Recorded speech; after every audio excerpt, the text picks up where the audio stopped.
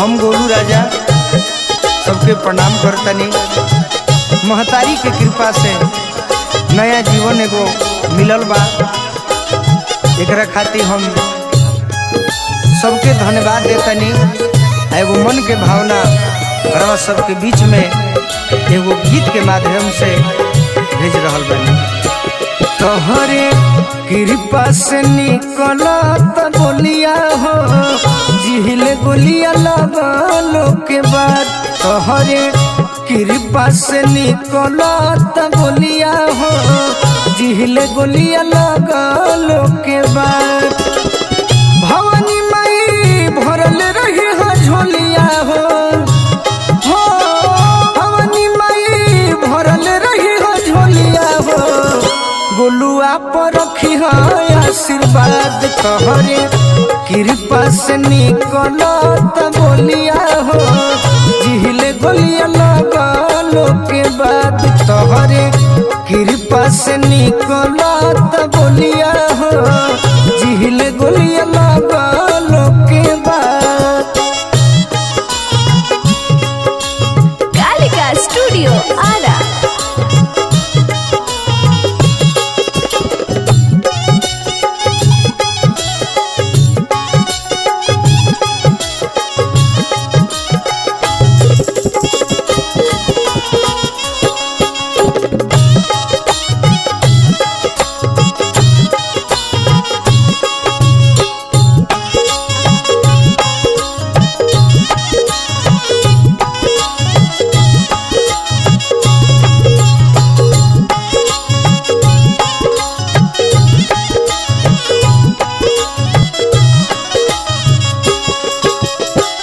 पापा के परनवा जनवा धनवा हई हमी, हमारा बिन कैसे जियते भैया औरी मम्मी।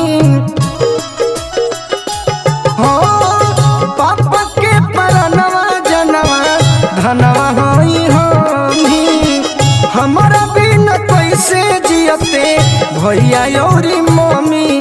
कैसे रहीते सब यरवन के टोलिया हो, जिहिले गोलिया लगलो के बाद। तोहरे कृपा से निकलत बोलिया हो, जिहिले गोलिया लगलो के बाद।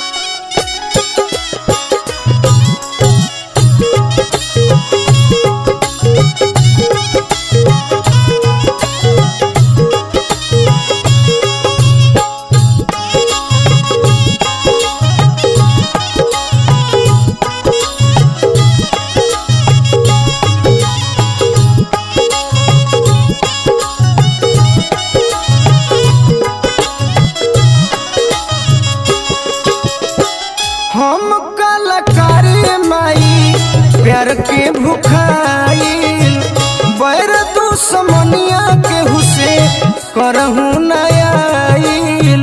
माई हो